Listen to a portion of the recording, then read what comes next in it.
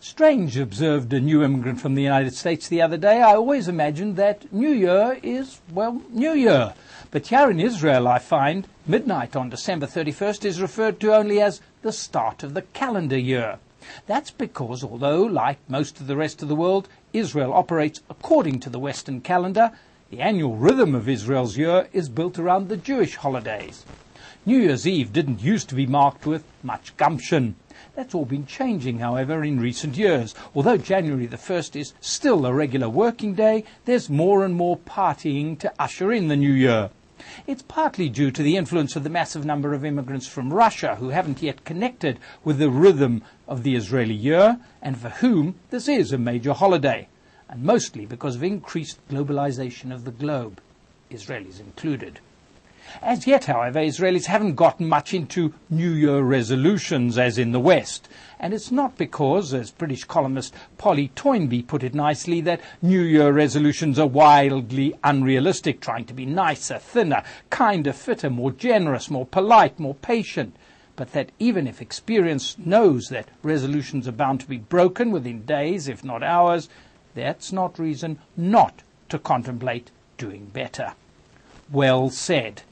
And that applies especially to politicians. Now, wouldn't it be nice if Israel's leaders made a couple of basic New Year resolutions, like being prepared to work together, work better together, to connect more with one another, and also like being ready to be more imaginative when addressing the nation's problems?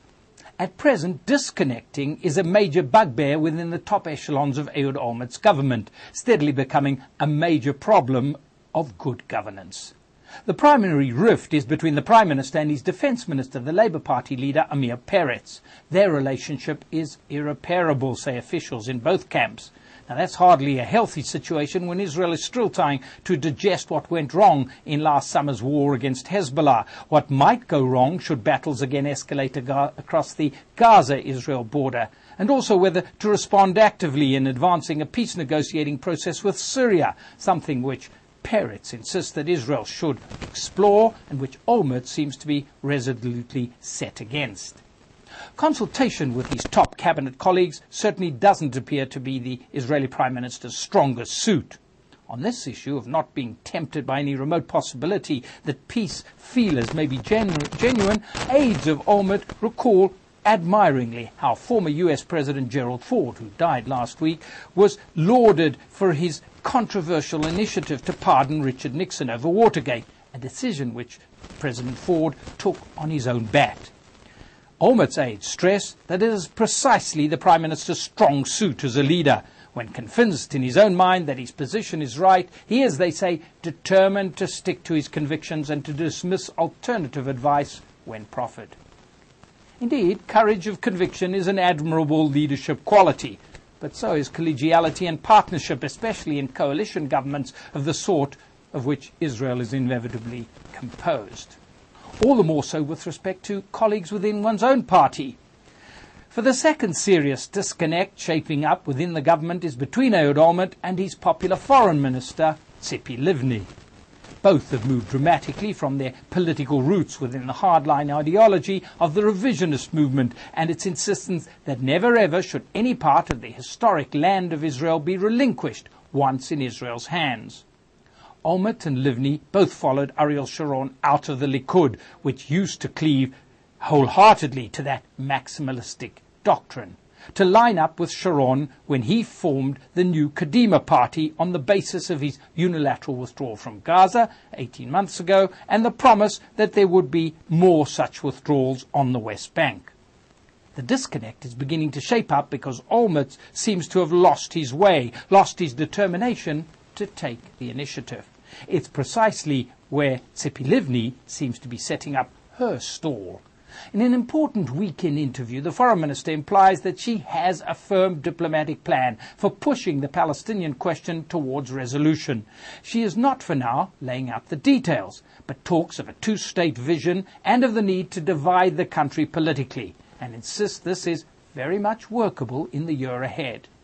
Her idea seems to be for preliminary talks with Palestinian Authority President Mahmoud Abbas about the creation of a Palestinian state with temporary borders, secure backing for that from moderate Arab states, and thereby convincing the majority of Palestinians to reject the obdurate Hamas position that there can be no dealing with Israel. Though, as I say, details remain few and far between of the Livni plan, she doesn't hide her determination to push a real diplomatic process with the Palestinians and to revive a constructive relationship with them, and also that this could be part of a broad overall political strategy, even perhaps to be utilized as a way of challenging Olmert's leadership. The key, insisted Livni in the interview, was whether the Prime Minister would continue to hold support from her and go on pushing a disconnect button, as he did recently when he purposefully didn't invite her to partake in the inaugural meeting which he had, amidst considerable fanfare, with Palestinian President Abbas. For his part, Olmert is also miffed that Livni has been holding her own informal talks with leading aides of the Palestinian leader. Asked if her diplomatic plan was indeed part of a future leadership challenge, Livni responded frankly, "If I can do what I believe is necessary in a spirit of cooperation, then I'm happy with that. If I can't, then I'll compete for the place where I can do it. If that means competing to be Prime Minister, then so be it." Now that's clear power politics, surely. But beyond that, one wonders just how realistic, how original, how imaginative are the Livni ideas for getting a new diplomatic process underway. While Olmert, for his part, in the wake of the Lebanon war, has unilaterally abandoned the imaginative policy on which he came to power a year ago, that is, a readiness to push for further withdrawal from Israel's occupation of the Palestinians. Pointedly, he has yet to come up with any new, firm initiative of his own. Back to New Year resolutions, which should really be about something more than good intentions and about the need to go beyond the daily grind of seemingly limited possibilities, to imagine what might be done if only one dares.